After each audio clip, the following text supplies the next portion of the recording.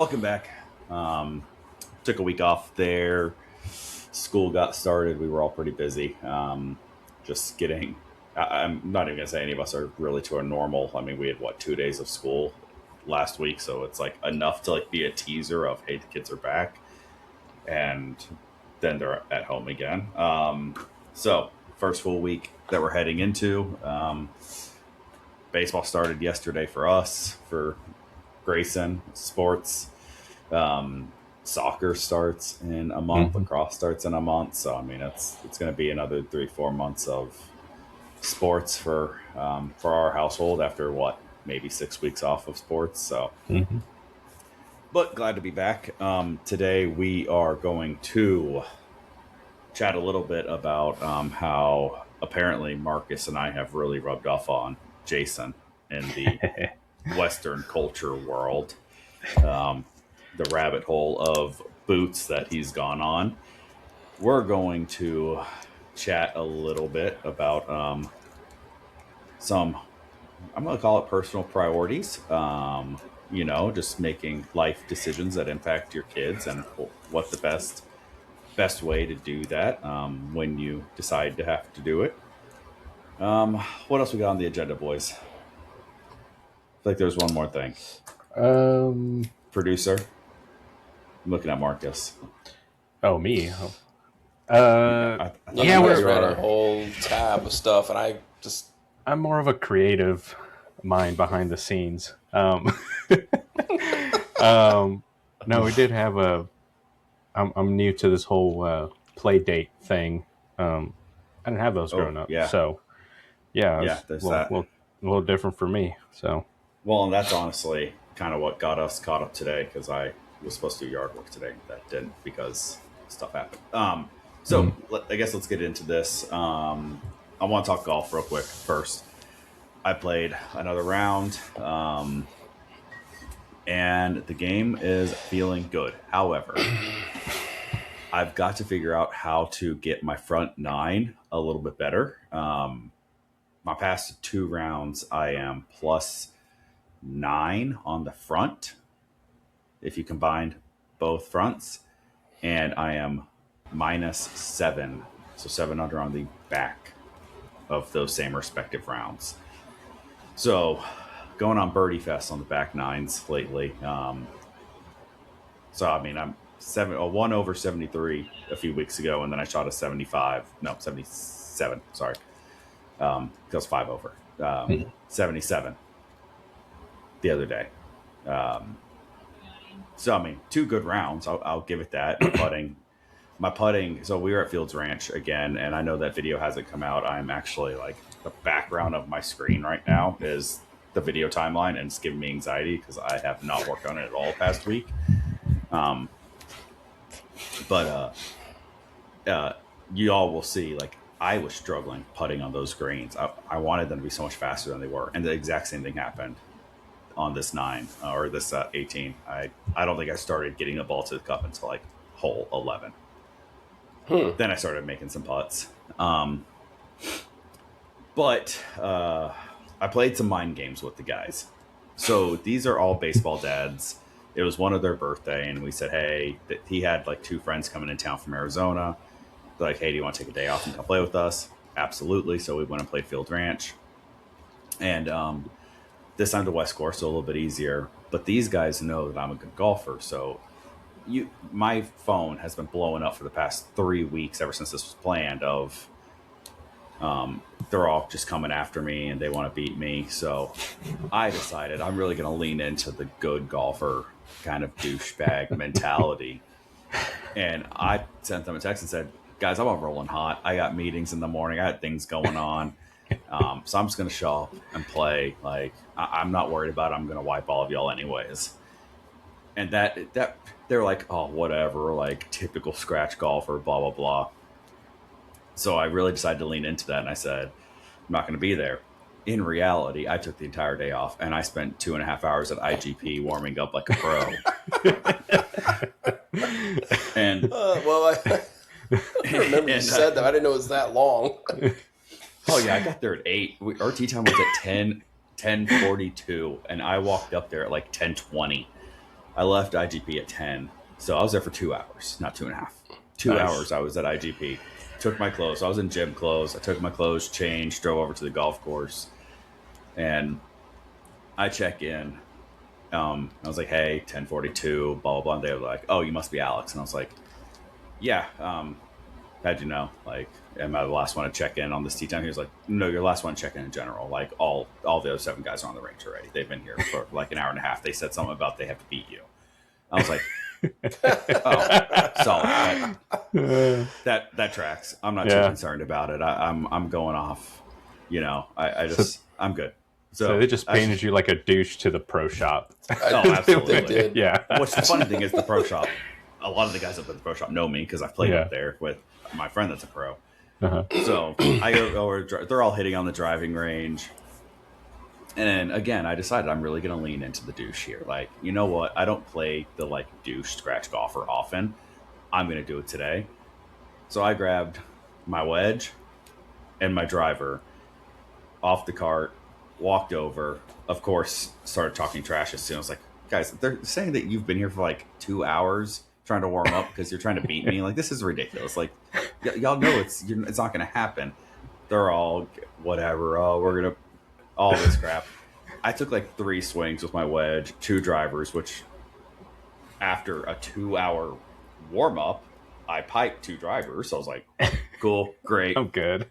I walked off after like literally 30, 40 seconds of hitting at the range. It felt like, let's go. Then we went over to the little thing. We were the second group to tee off, and the chipping green's right there.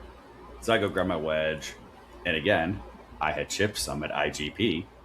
I got my feels. I'm good. I put like 3 spinners right next to the hole, walked off, put my wedge in the bag, and said, all right, guys, you ready? Let's go. So we get to the first tee, and I grab my mini driver. It's a par 5. And I had planned this at IGP. So I did 2 practice rounds at IGP on the simulator of the first hole specifically. I knew it's a par 5. I knew what club I was going to hit because I knew the game I was going to play. And I pulled the like DOD King move. I grabbed the ball. I tossed it down on the ground, walked up, and just piped driver off the deck. Mini driver. I was like, come on, guys, let's go. Like, I'm in the fairway. Are y'all done?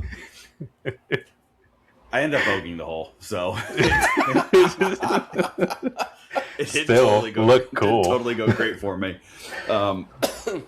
Ended up bogeying the hole, but anyways, I went. It was really windy, in fairness, so I can't remember where my first shot went or my second shot. I don't know. It was really windy. Sorry, no, I parred that hole. I bogeyed the next like 3 holes after that because it was dead into the wind, uphill, and I ended up double crossing my second drive. Third was that par 3. That's really hard. The fourth one is that uphill par 4 that has like a huge grass bunker. Ball went down to the collection area. I was just like, just get it up a 2 putt. So I was 3 over after four holes anyways. But yeah, I really leaned into the golf douche and made the turn 6 over and then played the back 9 and 1 under, and the rest is history. So Where'd the rest of kind of them fun. finish? So there was a guy that is a 6 handicap. He shot an 82, and everyone else finished somewhere between a 91 to 1 something. There's like 4 of them that were like 91, 92, 92, 93, and then there was in the hundreds. So only one person in the 80s, and then myself at a 77, which I felt good because the guy that's I was kind of surprised. He's a 6 handicap now. He was a 3 or 4 because he did one of the league nights at IGP with me a handful of months ago, and he was a 3 or 4 at that time. So I don't know how he slid up to a 6.8 because I looked afterwards. But he was in the group ahead of me, and when you haven't played the West course, it's a little bit different than the East. The West, you finish out. It's kind of like old school. You finish out. So you don't come back by the pro shop. So like hole 11 turns back, and hole 10 green is right there. So that's the first time we like saw each other and could talk. So they were hitting their tee shot, and I was already on the green, ready to putt. I was waiting for someone on their approach, so I walked over and talked to, his name's Neil. I was like, hey, how did you shoot on the front? And he was like, dude, 8 over. Like, that wind and uphill. Like, the first 5 holes of the West are dead south, and all of them are uphill because you're climbing the hill, and then you kind of come back down. It's just a brutal start. Even if you're striping the ball, like, it is just a brutal start. And he was like, hey, that it ate me alive. I kind of evened out after that, but I made turn to 8 over. I was like, okay, well, I feel better because I made turn to 6 over. So it was a tough day. Wind died down. It actually felt really good for about 2 hours there. The last hour of the round was tough because that's when it started heating up. But it was a fun little round. I thoroughly enjoyed it. And I'll say that I think my charade played off for the most part. some mental games, you know. I got to take it where I can get it. Did anyone else in the group shoot better on the second or on the back nine? Mm-hmm. Yeah, everyone did. Okay. Once the wind died down, and the back nine has a little more favorable elevation changes. It's either flat or like there's one par 4, a ravine, very similar. So the West course is very similar to the East, like a lot of similar holes, but the West is either wider fairways or just little nuances that make it a little more friendly. Mm-hmm. So if you remember, there's the one tee box that's probably 30 yards up from the fairway landing zone on the East course. They have that same type of hole on the West. And I mean, I hit a 4-iron all the way down to like 20 yards shy of a 350 creek because you're got 40 yards of elevation change between the two. Mm-hmm. So I mean, that's an easy drive hole.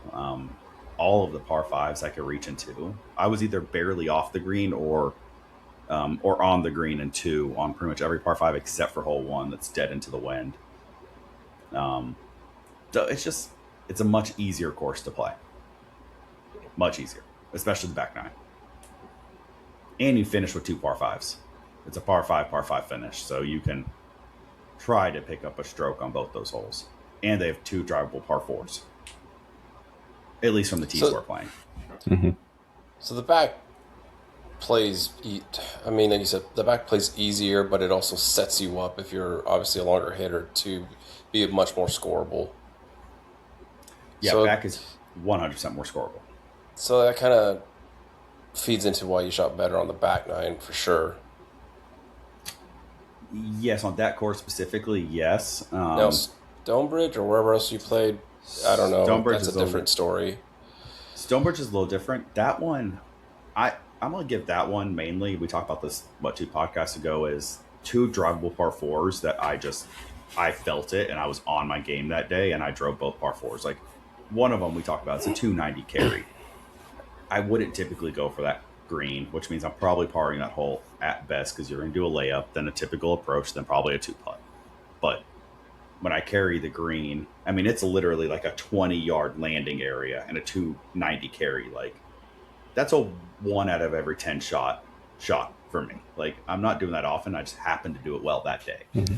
So I think there was some stuff that went my way. The Stonebridge round, I did PGA, the weather calmed down, and that allowed me to get back to normal golf instead of trying to fight the wind.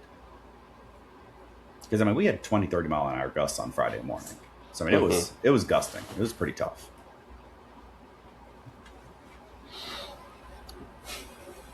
So, that was my golf round. I have 0 on the books.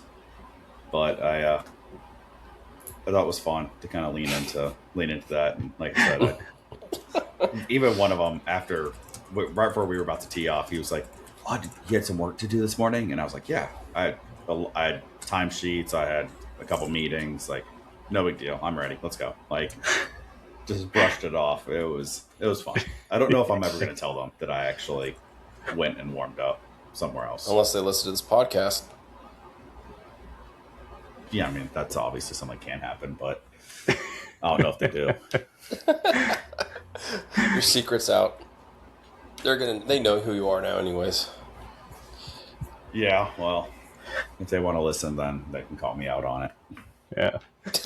have our first Well, caller. yeah.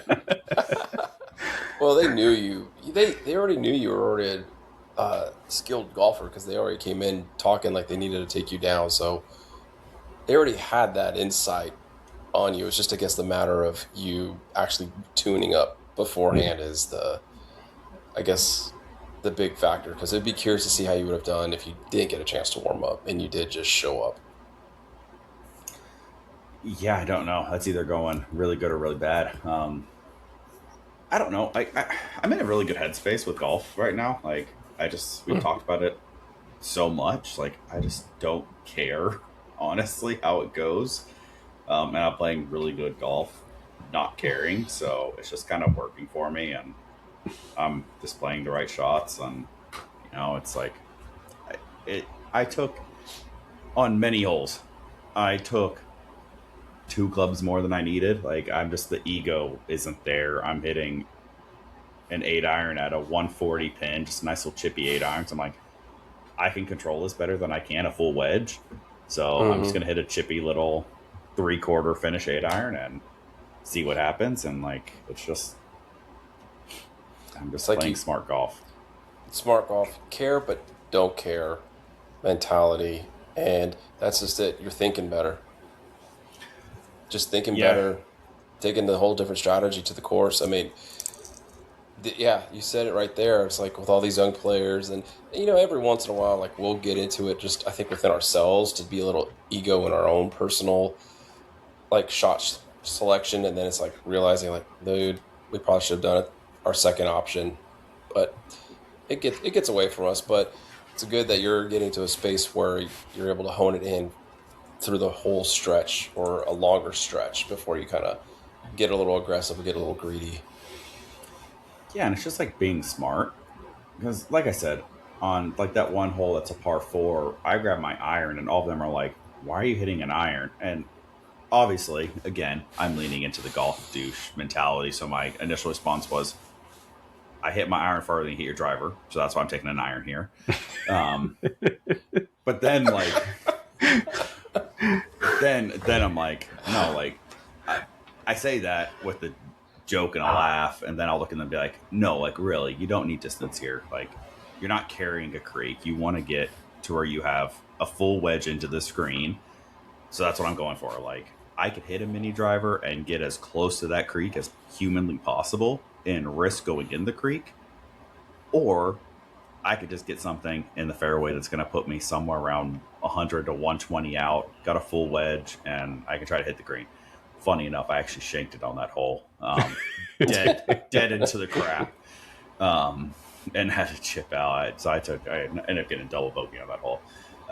Funny enough, but no, like, it's just like I'm just playing a lot smarter than I used to Yeah. be, because every time I'd be like, I'm pounding this as close to the creek as possible, flip wedge in, and you end up spinning it off the green or hitting it too far or shanking it like I did anyways. So then you're compounding the risk. The old bomb and gouge technique. Just Yeah. those guys were ripping it and just wedging it in.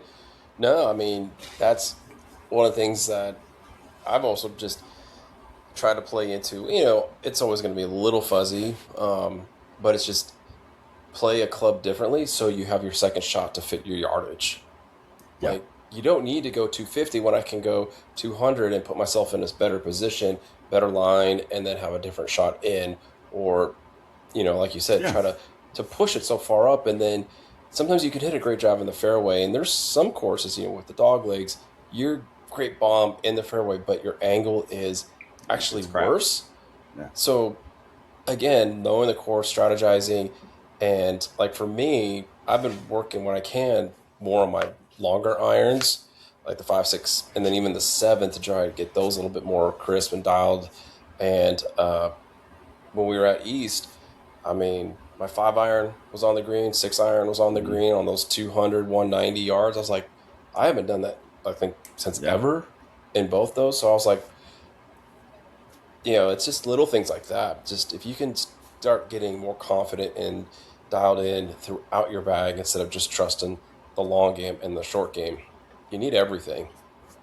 Well, yeah, and again, it goes back to like I told these guys I didn't care at all about this, and like it's not even a second thought. I'll show up and beat them. But I went to IGP multiple times and played Fields Ranch for full 18, and I kind of knew the misses. Like I knew the spots to Mm-hmm. play to. Like I had the course knowledge, and I was even talking to that about the guy I was riding with because he was asking me questions on like what separates like you versus a 5 handicap versus this and versus that, and I was like, at some point in the handicap system, like yeah, it becomes how do I control my shot, then it's like how do I hit and plan for my miss, I guess, how do I hit it farther, then it gets to well how do I course strategize and plan for my miss, and then it gets like you have these like steps that make you better incrementally, and I was like, dude, like we were looking at one hole specifically, and I was like, what would you do here? He said, I do this. I said, why? Like, if you look at it,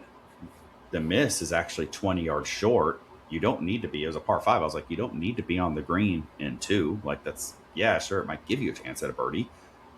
But let's say you flare it right. Now you're bringing that hazard into play. Or you don't want to be on the backside of the screen because it's a uphill chip to a downhill green. So you very likely are going to roll off the front of the green anyways, unless you know how to play a flop shot. So I was like, if you're going to end up in the same spot and it's safe regardless, then just take the club that's going to put you there in the first place. And it's just like, I knew those misses because I had played field. I've played it enough times in person, but then I also played it on the simulator. I was like, I kind of knew my shots and I knew where I wanted to be on a lot of it. So again, it goes to, I didn't warm up, quote unquote, and I didn't strategize, but I had a full game plan for the entire round. That's how you do it. I mean, you said it earlier. Pros, they play for the miss.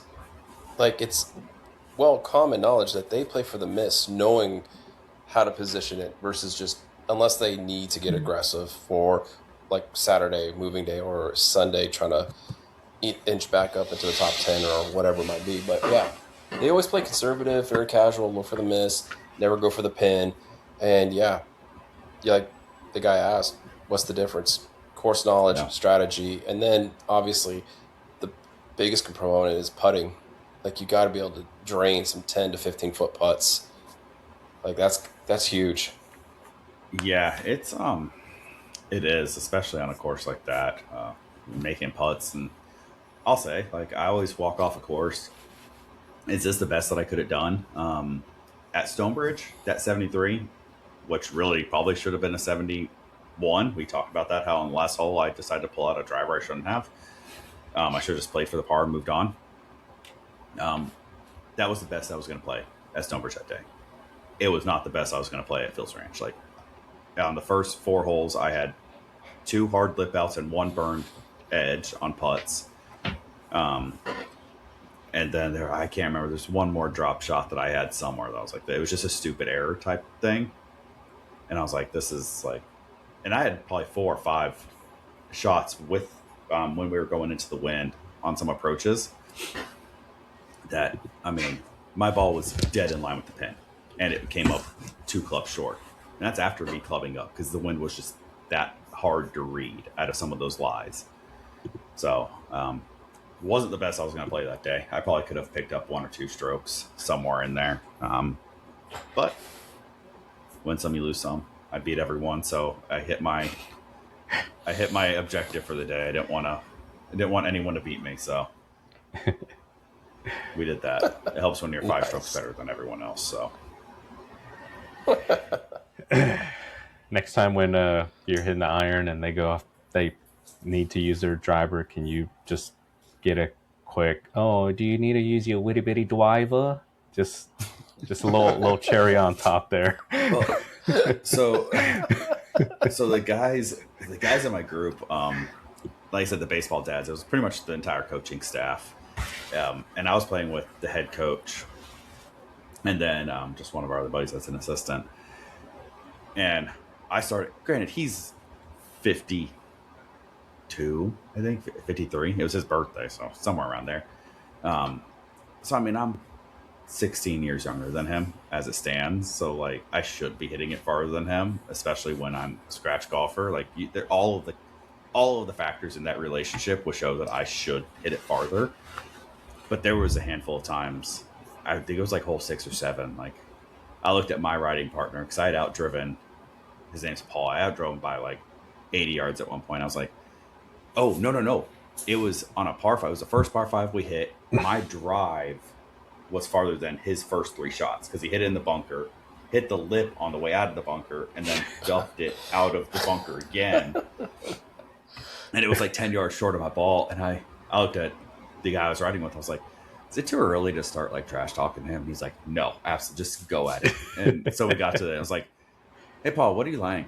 It's like, 3, do you see those bunkers back there? I was like, no, I was just focused on the fact that I outdrove you, and that's my first shot, and you're hitting 4. Like I'm on 2. like I'm gonna be on the green in 2, and you still have 3 shots to get there. He just started laughing. He's like, you're an idiot. Like, stop. Be like, no, didn't worry about it. My ball flew past those bunkers, so I wasn't even looking. Yeah, I didn't even know those bunkers were there. Like, yeah. I didn't see them. There are bunkers? There's a waste area? You should have said, by the way, there's some bunkers up there by the green, so watch out for those. Yeah, watch out for these other bunkers. Yeah. My ball usually goes in the fairway when I go off the tee, so and I don't know what happens 50 yards in front of the tee box. No. The best thing about it was those 2 guys. We obviously no one was playing any game. Well, I say no one. I was not playing any games like within the group. Like I was just out there to play golf. A couple of them had some side bets going, and the 2 guys riding together, so the assistant coach and Paul, clearly had something on it, and they're asking me for rulings on what can I do here, what can I do there.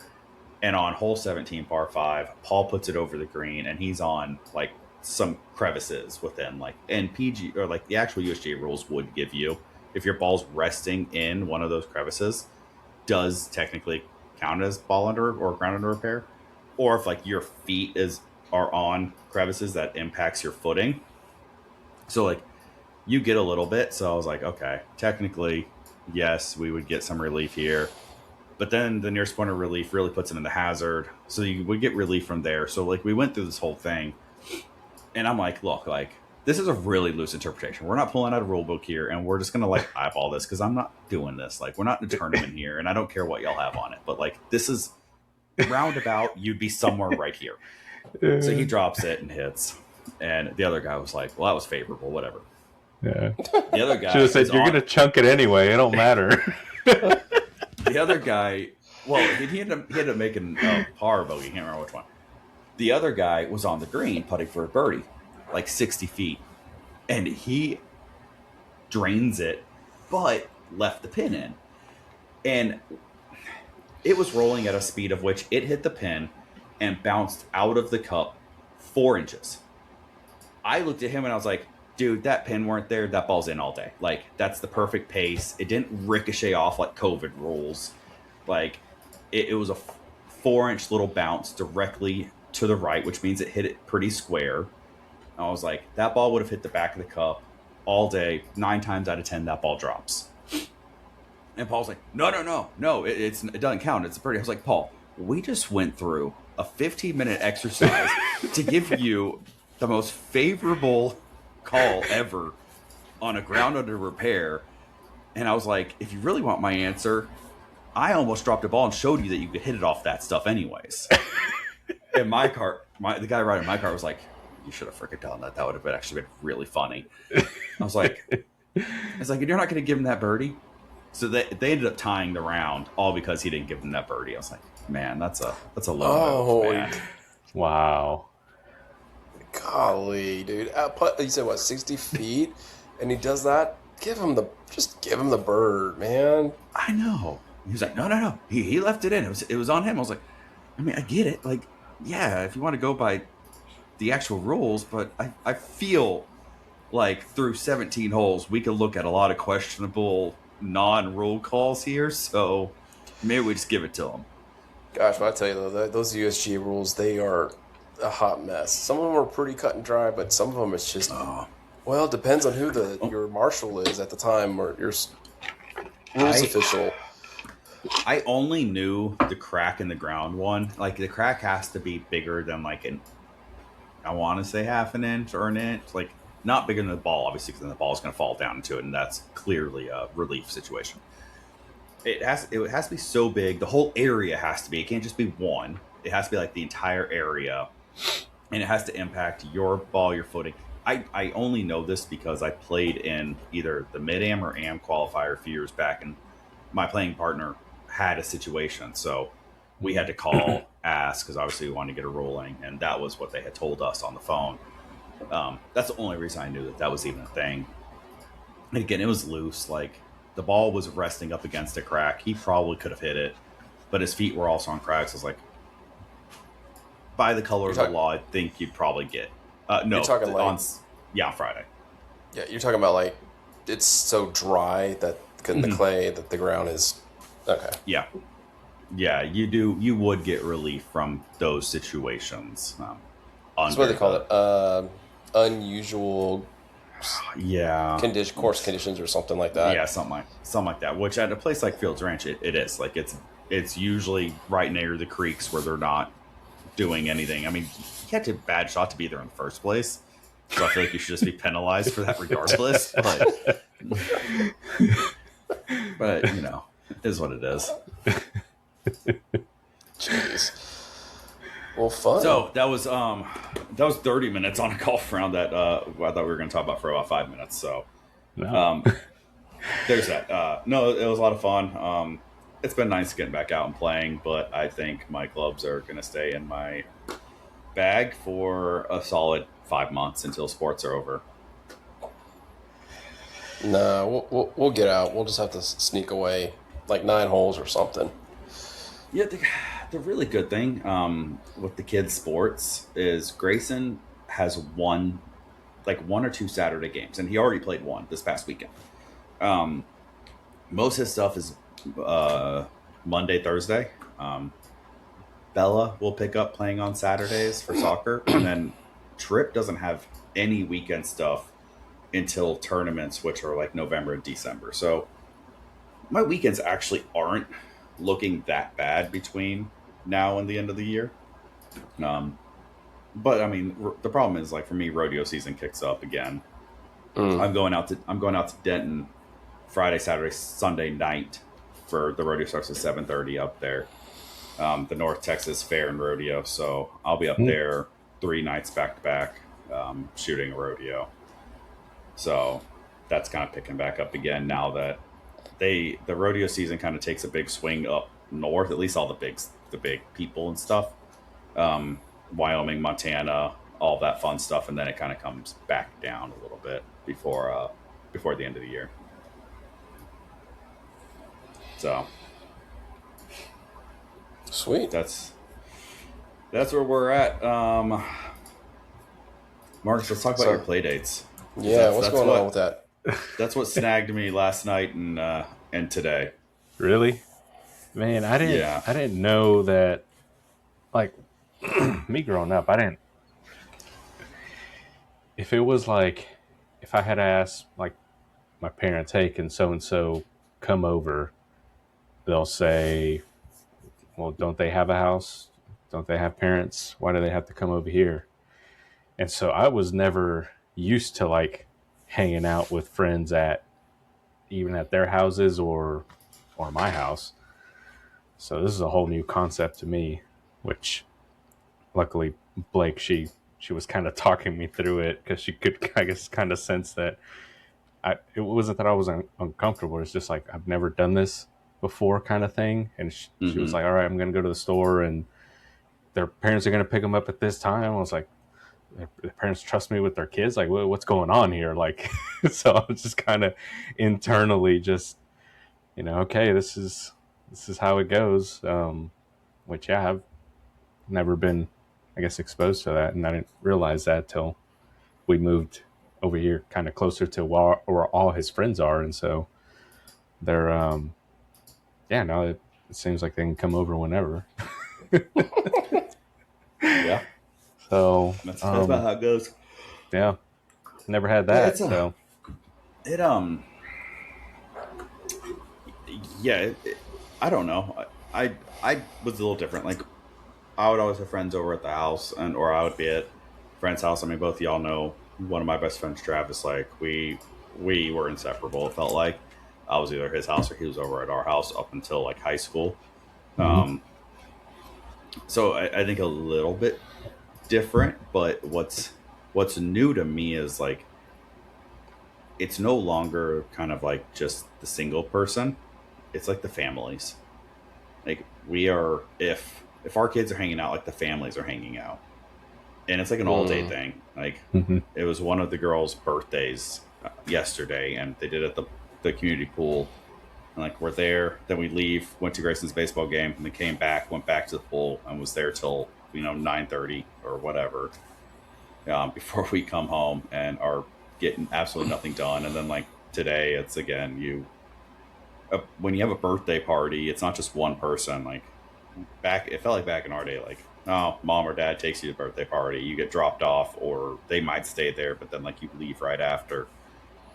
And it's like an hour and a half. But like, we went to this birthday party and we were there for 3 hours, and then it's like all of us are doing stuff. So oh, let's go do this now, and we're all together doing stuff. It's like then you go do that.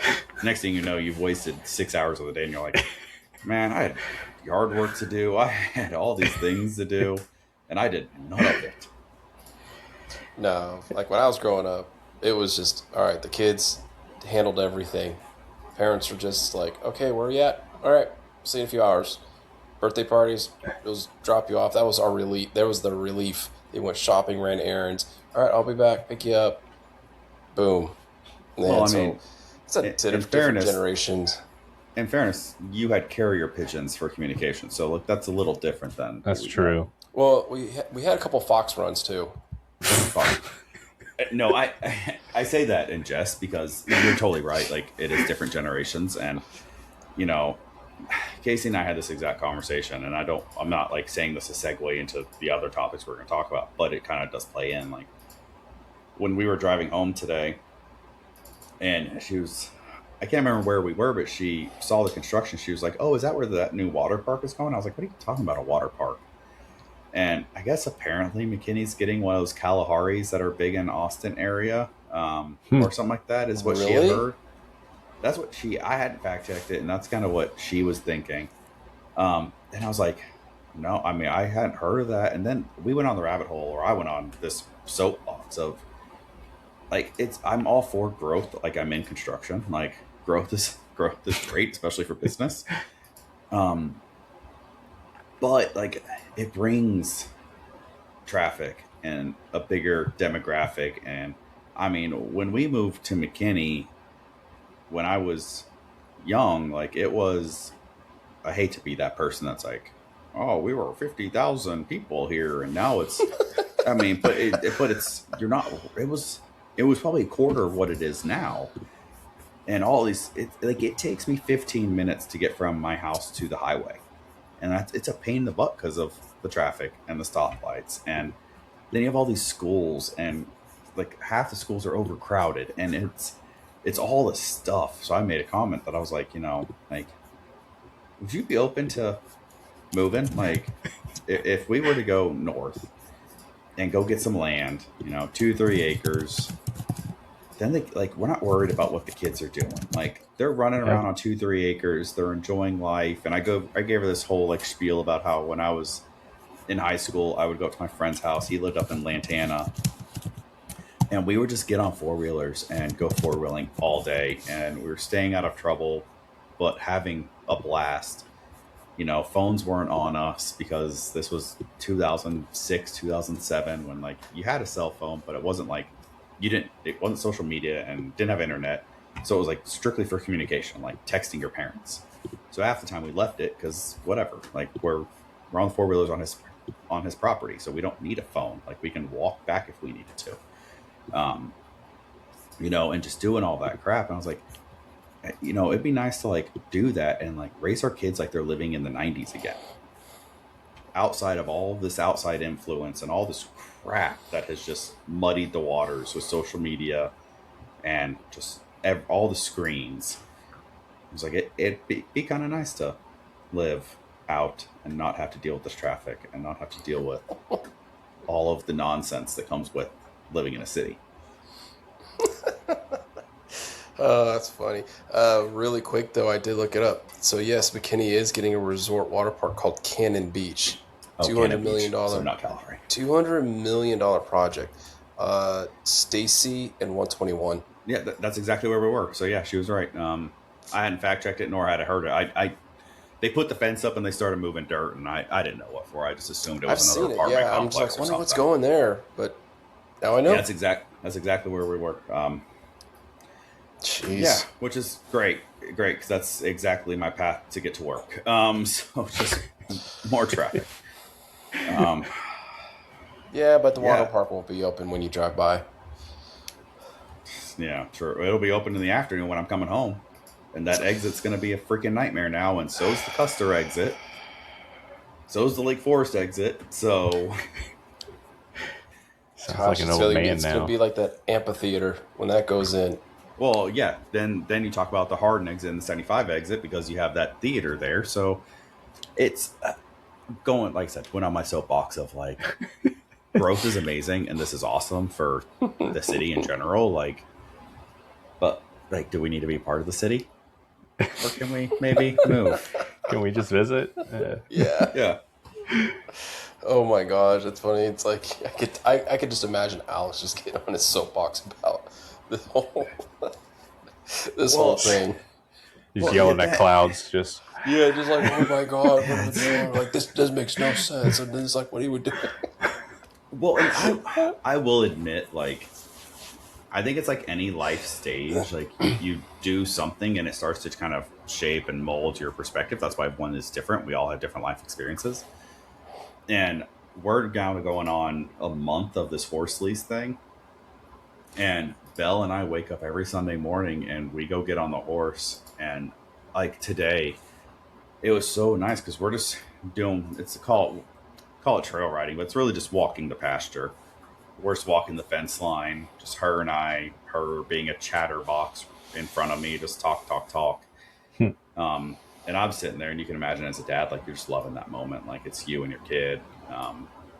And you know, as we're kind of coming around and walking over to the arena so that she can ride the horse by herself a little bit, you know, the people that manage the property are starting to be up and about and get the horses moving to get them fed for the morning, and the pigs and the goats and the cows. Like, it's just, you kind of see that ranch wake up in that, you know, hour and a half that I'm there. And it just gave me this moment of like, it was kind of nice. Like that's a lifestyle that I could get on board with, of like, you just, and you can't see like that part of McKinney, because we're still in McKinney there. You can't see a single highway. Like, it is all pastures, all land, all ranches.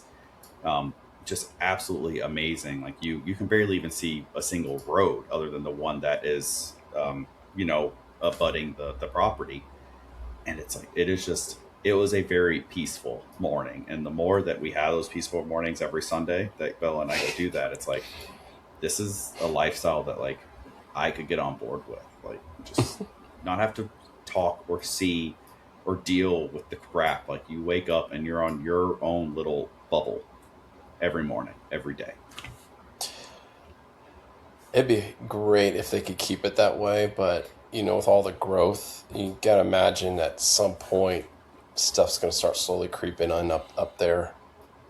Oh yeah, if we wanted that lifestyle, we'd be looking at Wyoming. 20 miles north of where we live now, which then you get into the makes my drive an hour and a half to work every day. Is that something that we want to put up with? And my mom has talked about potentially, like, if we were to go buy, say, 5 acres or 3 acres, like, she would buy off an acre of that and build her house and live with us.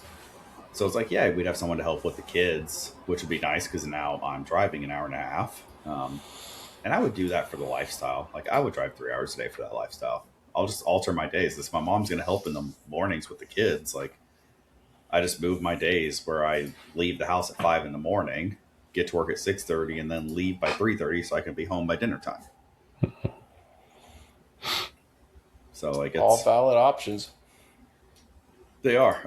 But yeah, so we've had that conversation. I say we've had it, like, it was mainly me having a conversation to myself and Casey just having to listen to me. I was going to say, That's what I'm picturing. or you having the conversation and Bella just chatting away at something and you're having a whole conversation inside your head how this is nice. No, at that moment, Bella was just asleep in the backseat of the car. And it's funny, I'm having this conversation. I joke that Casey and I are Beauty and the Beast with our cars, right? I got my diesel truck and she drives a Tesla. And this moment we're in the Tesla driving and I'm talking about moving north and buying land. And that way we can have livestock while we're driving our little Tesla around.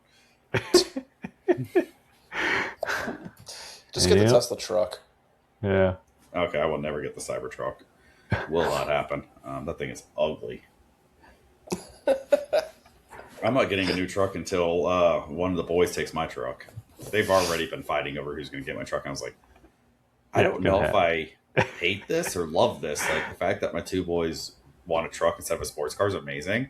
Yeah. But also, like, do one of you really wants a 10-year-old truck with 300,000 miles on it? Because that's what's going to happen. You'd be surprised. It's going to be like the cool truck in high school. Mm-hmm. Especially out here. Mm-hmm. I'm fine. Well, especially when we move and own a ranch up north. There you go. It's going to be a great ranch truck that is going to get beat to crap. No, so anyways, that segues.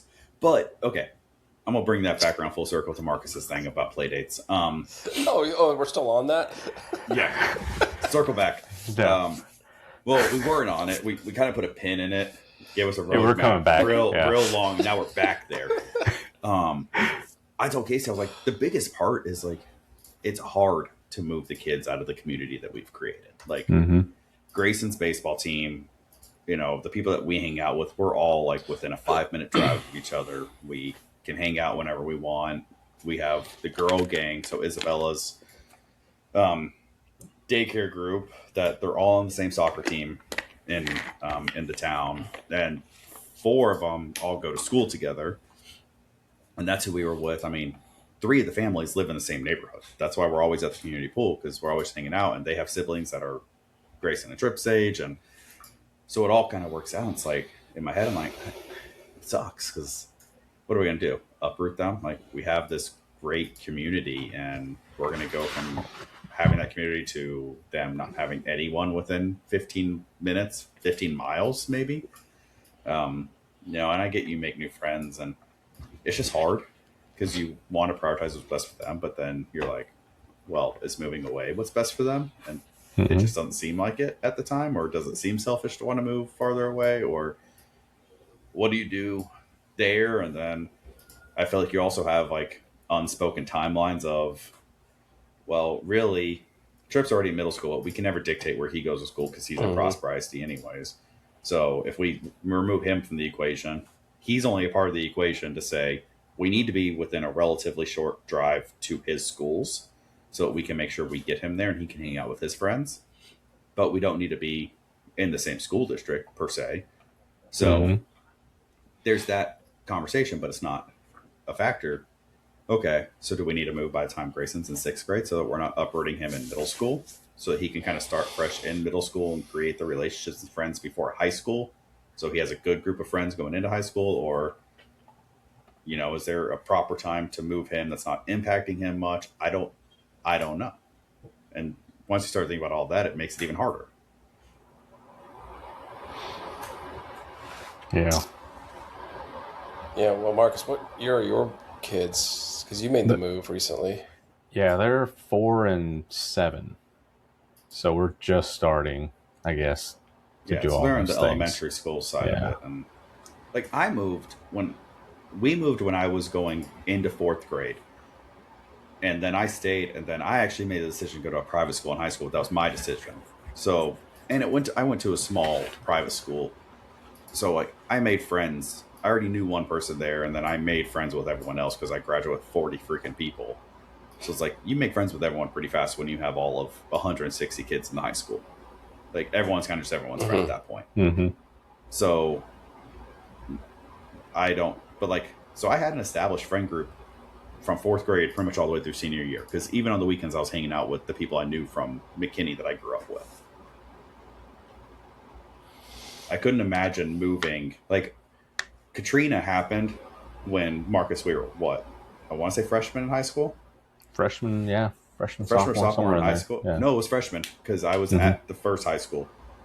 So Katrina happened when we were freshmen, and like I remember all those people that ended up coming to our school because they got uprooted.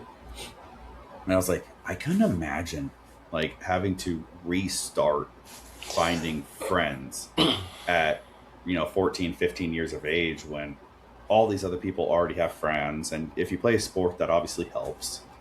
But like you're trying to infiltrate a friend group and get there, and for someone like Grayson who has some of those disabilities, that always worries me of like, how is he going to make friends? And now I'm pulling him away from his friends. So on my whole soapbox of a conversation, I finished it with, I just don't know if there's ever a good time for us to move. And maybe that's the answer. Maybe we don't end up moving for 15 years and we just deal with the traffic and the kids get out of the house, and then we sell this and get a small house up with land and we kind of do our retirement thing. I don't know. But That's probably it. That's my end yeah, game. yeah. But it goes back to exactly what we were talking about of like you Yeah. build the community and the play dates and all this stuff. And it's like, when do you do what's right for you versus the kids versus what you know is right for the kids 5 years from now? Yeah. I think it's once they bounce out of the house, and hopefully you don't have no, kids that are, super emotionally attached to the house, because then that'll be hard. Because it's like, well, I'm gonna sell this house to go get land up north, and it's like, well, Dad, we've lived here, 20 years, and now you're just gonna sell it. Well, you also influence your kids too. I feel like if we were to go move on property now, it's more likely that our kids want to do the same thing when they're adults Mm-hmm. and when they start their families, and it's more likely that they come live around us. Whereas like if you grow up in a city, all cities are the same. And Mm-hmm. I might want to pick up and move to Austin, or I might want to pick up and move to Chicago, or so some of it is a little bit selfish. Like you raise them in a certain way of life that they can only get in certain areas, and you're like, I'm just playing a long game here. I'm trying to keep you near me long term so I can see my grandchildren. Yeah. It's a tough one. Me growing up again, the generational, the parents, we stayed until got in young, got out of the house, went to college, high school. Then the parents decided to move. Yeah. Nowadays it's boom, boom, boom, boom, boom, boom, boom. I mean, shoot, there's kids now.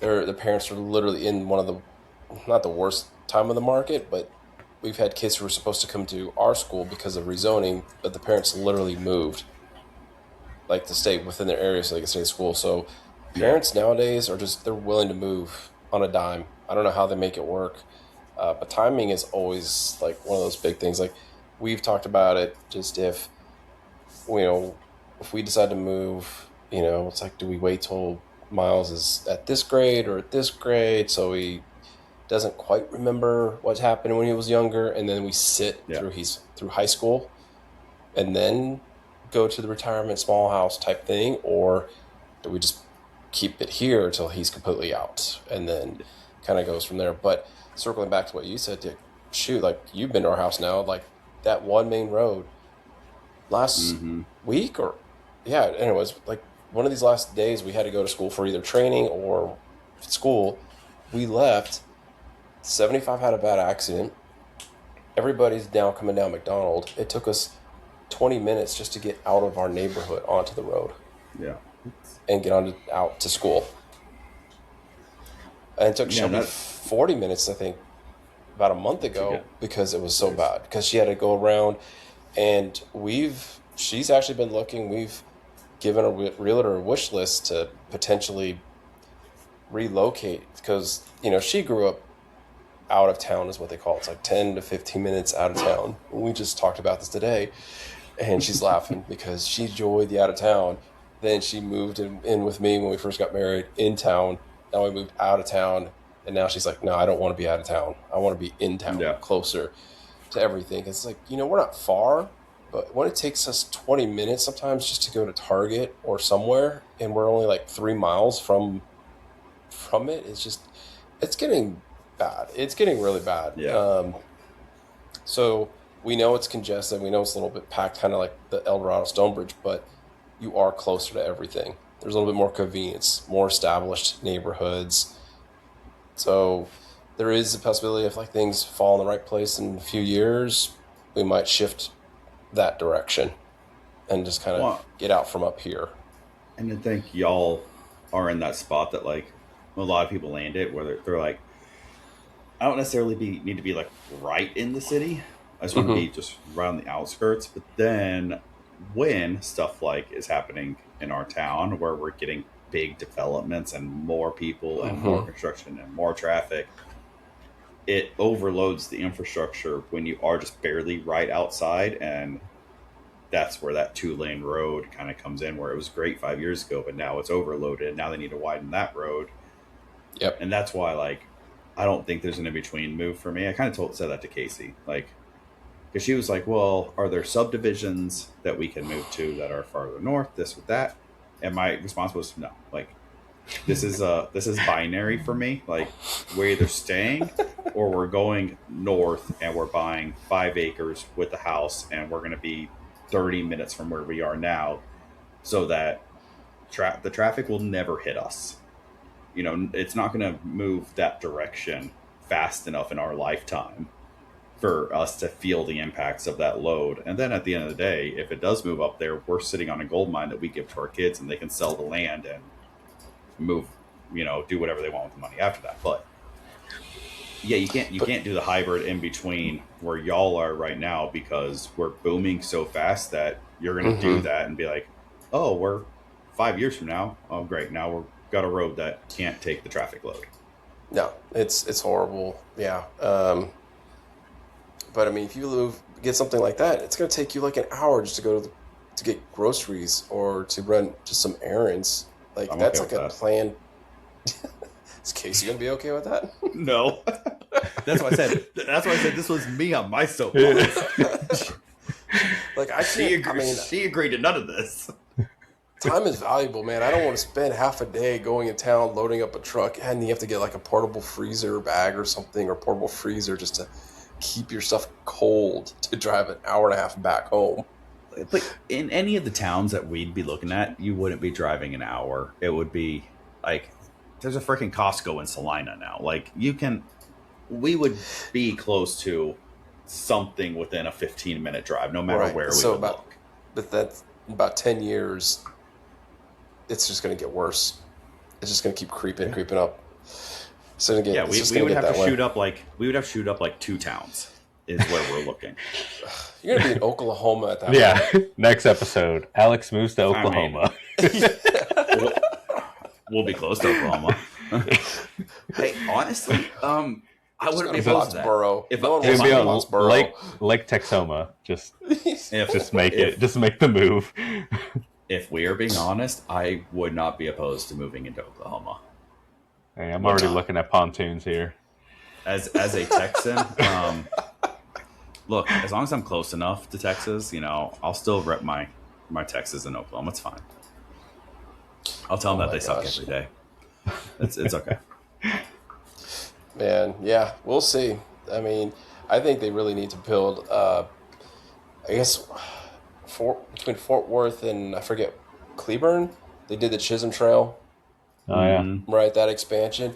They're going to need to do something over here, like between Bonham, Melissa, down to 380, going by like New Hope and Princeton. They're going to need to have a bypass because all that growth that we saw projected for, even the school districts, is all eastward, northeast to east. And they already have developments and like projected growth. It's just, there needs to be another pass through.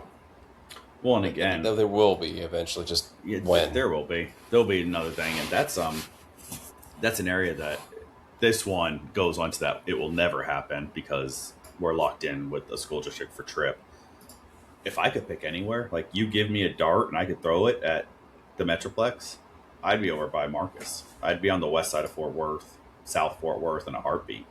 Wouldn't even think twice about it. Like, because what that area is what Collin County was 20 years ago. Mm-hmm. And it has so much potential and it will get there. But right now, like, it's still the old school way of life over there. Yeah. Is there much growth that way, or does it seem like everything is coming north?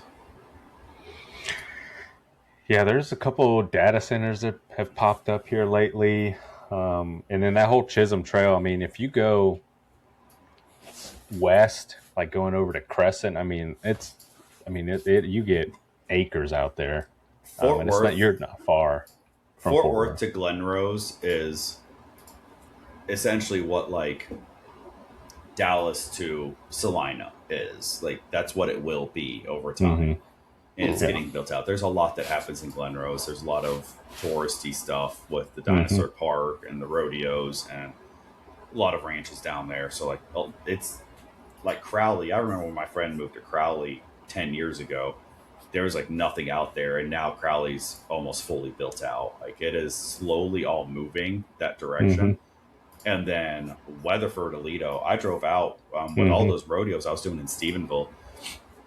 I was driving through Weatherford and Aledo, and back when I was building that hospital, we had a subcontractor that's office was out of Aledo, so we would drive out there to look at the glass and everything. And I didn't even recognize the drive when I drove out there back in the spring. Like that whole Aledo area is completely built out now off the highway, off I-20.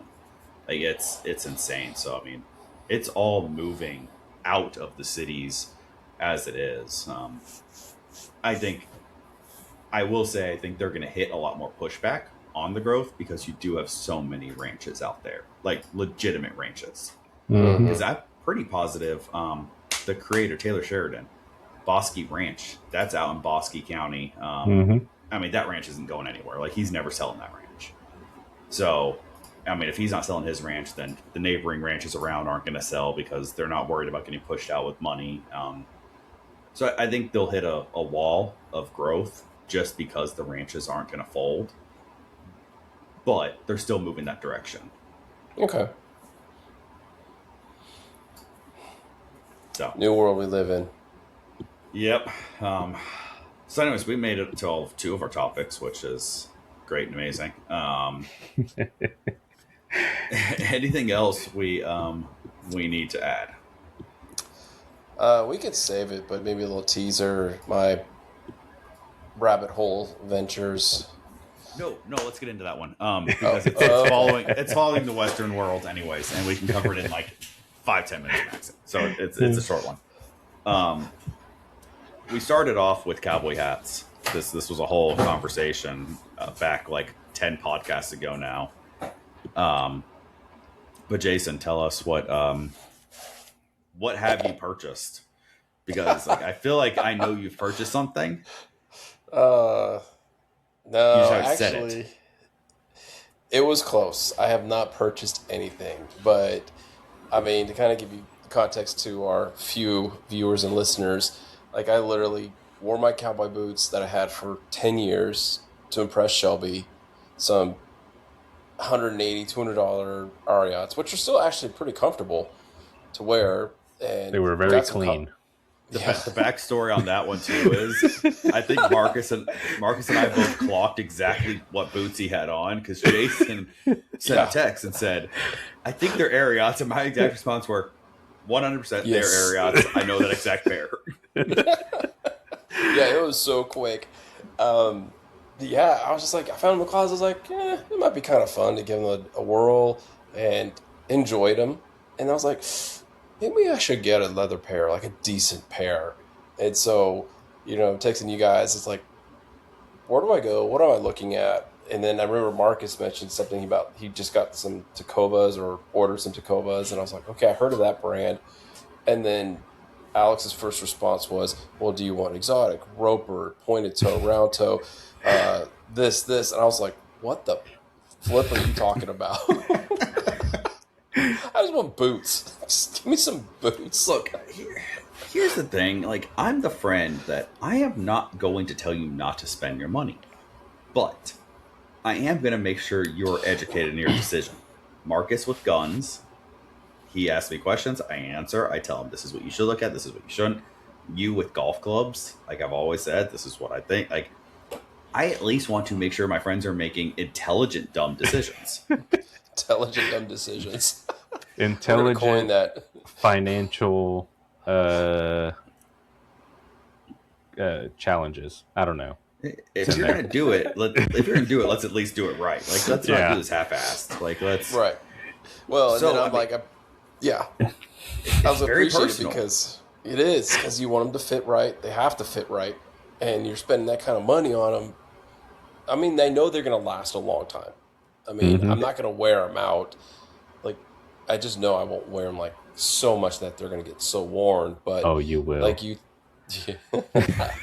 the voice of Vader. Yes, you will. Oh, you will. I'm also not a good person to ask about some stuff because I'm the kind of person, like, I'm gonna go get the right tool for the situation. Like, we got this horse, and I went and got a pair of boots specifically to ride the horses. And granted, I can wear them at the rodeos too, so it was kind of twofold. But I was like, I want this toe so I can ride horses. I want this style, like, and I went and bought that for that. And I could probably wear them for 10 years. And the soles are never going to wear out, maybe because I'm literally wearing them riding horses or shooting rodeos. What did you end up with? I bought the hires. Okay. I bought the higher rough outs. So it's like they turn the leather around, you get the rough side of the leather. It hides dirt well, it hides scratches well. And then I got the cutter toe because it's a square toe, but it slightly comes in. It's not a broad square, it's a narrow square. Because it's made to go into the stirrups. Yeah, so your toe can get around that edge, because in a broad toe, you hit the edge of the stirrup easier. I think just looking at different styles, I think because I think my R-outs are similar to that cutter toe. They come up, they square just a little bit. Yeah, it's a cutter toe. So I actually like that look. Don't like the big square. I have some students and stuff. They come in with the big square cut. I'm like, I personally I don't like. Do you like the roper heel or the cowboy heel? Okay, what's that? So the roper heel is like an inch. Yeah, it's a flat. It's the flat. cowboy heel, yeah, it's like flat in all directions. It's flat straight down, flat across. The cowboy heel has a spur ledge on it, so it comes out like a little bit farther because that's where your spurs would sit. But then, like, the back of the heel, if you can imagine, kind of comes in at an angle, just a hair. Yeah. And then, so like the actual heel part is smaller than the heel part up here. So it's kind of flat and it kind of straight, then it curves up, almost like a trapezoid, right? That shape. If you're looking at that it, might be something I may have to like. That might be something more of just put it on and walk and. Well, feel. yeah, and that's why I'm asking, because that's I don't know how much are you walking, like, because it definitely adds like another half inch to your height movement. So like to your incline of your foot. So is that going to hurt your heel all day? Like, some people don't like that. Like, if I'm wearing boots all day, I go with the roper heel because it's a little more neutral. Mm-hmm. Well, I was going to say that the way you're describing it, it's like I already just could feel it. Like it would, the angle like would set your hips and back up in a kind of uncomfortable long-term state. I stopped wearing the cowboy heel because I was having heel and back issues. And I just wear ropers, and I only wear the cowboy heels to ride now. Okay. All right, that's good to know. I haven't gone, but yeah, you guys said it's like the biggest thing is like I'm going to go through and just hit up Cavenders and just look at some different styles, just different feels, and just kind of narrow my spectrum down. And then it's like, okay, now I kind of like the shade, the color, maybe an exotic, I don't know, or a Ostrich. Exotic stamping, so it looks like it, but I'm not paying the full price. No, don't do that. Don't do that. Don't do that. Don't do that. Don't do that. You're paying.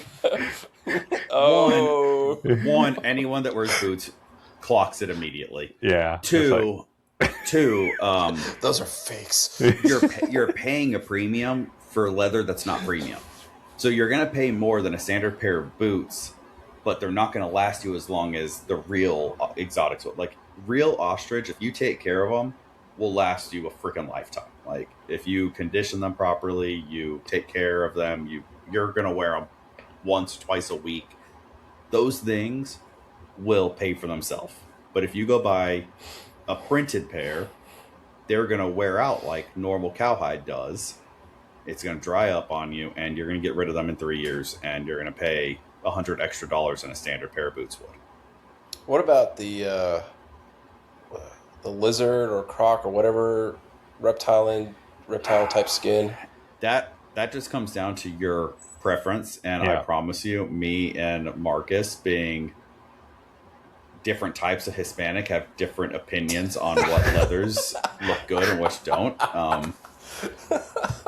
Which I have both. I have Croc and Cayman, I guess, wherever it is. Yeah, Cayman. I think that's what it Caymans was. are great. I was fully expecting Marcus to come out and say that he has pythons. I do have some pythons. Yep, there's the that's yeah. See, I'm from the Caribbean Hispanics, and it's a lot more the Cayman and Gators. Cayman, okay. So like, I have Cayman's tails. I love them. I will not touch lizard belly. I will not touch snake skins. Like, to me, I just don't like the look. But I kind of figured Marcus would have one of those. So I looked on Cavender's website just to kind of get an idea.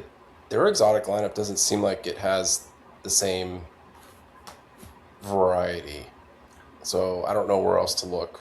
The Besides Cavender's in general as a store, or Cavender brand? the store. Like, I looked on their store website and looked at exotics, and it was... Well, I've already told you this. If you're getting exotics, you don't need to go to Cavender's or Boot Barn. Like, Okay. go to Tacovas, obviously, but Tacovas is, you're paying for a name when it comes to the direct-to-consumer boots. Lucchese is obviously top tier. Tacovas is right below, with, you're paying $600 for a pair of Ostra boots that you could probably get for $400, similar quality somewhere else. Then you have like a whole bunch of that tier in like the higher brand, even the Cavender's in-house brand. I've never worn Cody James, which is Boot Barn's in-house brand, but all of those have exotics that you can get. Okay. Higher has exotic boots for sure. Okay. I haven't looked at their site directly. I think I was just looking just at Cavender's website lineup and see what they have as a whole. So if I went in, I could kind of narrow, like... If you like the cutter toe Finoglio boots, they're pretty much all cutter toes. They're good. They're a great brand of boot. They're direct to consumer. They do have a store in Fort Worth in the Stockyards. Who else is out there? I'm trying to think. I'm gonna start sending you all of these because they come across my Instagram all the time. There's a ton of direct to consumers. I like That'd be helpful. Blackjack boots. Blackjack. That's what I was thinking of. They're good. And they're reasonable, aren't they? Yeah, I think it's... Yeah, I mean, just about around Luke Casey pricing. A little less. Casey pricing. Yeah. So if I were to say, like you said, if I'm going to invest, go with exotics, let's say ostrich, because I kind of like the look. What would be a good price I should pay? Or I can get them to, not like 900 or whatever. But again, it totally depends on what you want. So I wanted a pair of full quill cognac ostrich that I can wear every day, and I'm not going to feel bad when they wear out. So I bought the Cavender's brand, and I've been wearing them. I literally wear them every day to work, and I condition them every other week. Like, I take care of them so they look new. I was out the store with a matching belt for $550, and I wear both of those every day. Now, would I get that same pair if I was going to wear them 12 times a year and with a suit or this or that? No, I would go spend the $1,000 on a pair of Lucchese's. So it truly depends on like what is your use case for them, and then find the price point that makes sense. For me, $400 for the boots made sense because a pair of Oxfords to wear anyways are $250, $300. Same thing as dress shoes. So it's literally the same concept for me. I'm just wearing a pair of boots. I'm going to wear them for hopefully 2 years. $200 per year, essentially, for work shoes. And I ride it off and move on. Realistically, it'd probably be like, let's say at best, once a week at school. And then maybe on a weekend. I'd go... I wouldn't get Lucchese's because I think... And this isn't a knock on Luke Casey. I love them. I don't think... I I don't think they're worth the name anymore. My Lucchese soles both pairs of Lucchese I have worn out faster than any other pair of boots I have. The leather soles I've burned holes in them. If you're talking about wearing them once a week and going out and doing that, I would upspend on them and go get a pair of full quill Tacovas or blackjacks. Sent you your pair, Jason. Full quill ostrich. Oh, did he send me a pair? I sent you your pair. So the first one is what I wear like almost every day, and then that second one, that one's for you, Jason. I think those would be great for you. The only problem with Tacovas is I think you're either round toe or broad toe. I don't think they do a cutter toe. Yeah, I mean, I'm not opposed to some of those, but it's more of just like I got to put it on. You know, it's like one of those things where it's like I got to put it on to give it a try. So here you go, a pair of full quill cutter toe, from Higher is $600. Oh, it's actually the same boot I have. It's the Culver. So But mine are the 600. rough outs. So I would probably be sitting somewhere between 5 to 6. Yeah, I would say on any reputable brand that you're going to be able to trust their quality, you're looking at Okay. 5 to 6 at a minimum, all the way up to 1,000 for a full quill. I mean, I would probably I wouldn't cross that line.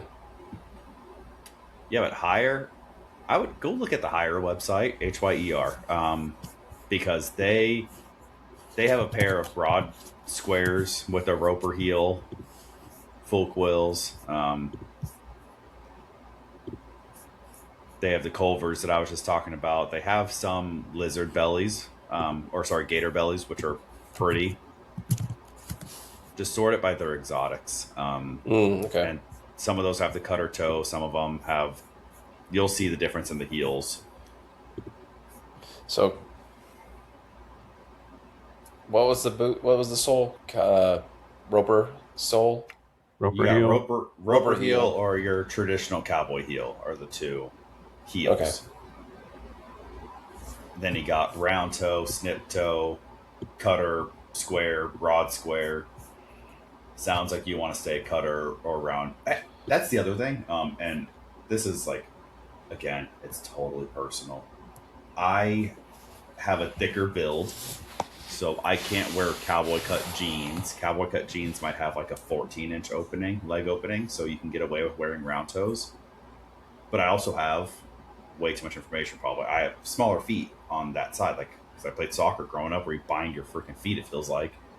So like if I wear wide jeans and round toes, like you can see like 2 inches of my foot underneath the jeans, and it just makes you look really short and stocky. That's why I've always worn square toes as well, because it just like it evens out being a little bit on the thicker build. No, I got flippers. You man. are taller. You're taller with bigger feet, so you can get away with round toes, and they would look good. I mean, I got size 12s, so yeah. I mean, I got some. Some squares floppers. won't look good. Squares won't. Okay. Look good. They'll look like flippers. Like quite literally, they'll look like flippers. I would That's go. what I was like. I like I'd round go toes. cutter or round Okay. for you. Okay, cut You're on around the taller cowboy end. roper heel. So All right. there you go. Help See, me I told out. you we'd have that conversation in 10 minutes. So Well, it's Jason's funny. coming to the dark side. Dark side. Well, Peyton's boyfriend said, I guess he's visited Texas. He's still here now. They've come in for about 2 weeks. And he's like, so, like, am I honorary Texan yet? Because he's trying to feel the vibe and stuff. And we're like, all of us said no. and he's like, well, I was like, dude, if you're going to even come remotely close, you got to get some boots. Like, Man, don't waste, because he was like between a boot and hat, or like boots. You'll get better use and more frequent use out of boots than a hat. Boots first. Dude, Yeah. I have, as much as I wear a cowboy hat, I have not worn my cowboy hat riding the horse once. Like, I wear a ball cap every time we go. Like, Does it interfere with the metas? The cowboy cowboy hat might work hat better actually for the works better with the meadows. I was It just does. saying. yes, it works better with the metas. I just haven't had like, it's like, I don't know, like I just toss a ball cap on and go. Like, so, All right, got well, some information to go on, so we'll see if it'll still probably be a little bit before I end up yeah, pull the trigger. it'll be next week. Actually, Anyways, actually, what I might do is figure already out the starting the. feel and the cut, and then ask gift cards or something for Christmas. Yeah, there you go. Nice little birthday or Christmas present. Yeah, I mean, it's all stacked right there. Exactly. So, all right, gents. We'll end on that one tonight. As always, everyone. Every Wednesday morning, Apple, Amazon, YouTube, Spotify. Let us know if there's anything we need to talk about. Otherwise, we will be back on our normal cadence. And, gents, we'll talk next week. Talk to you later. All right. See ya.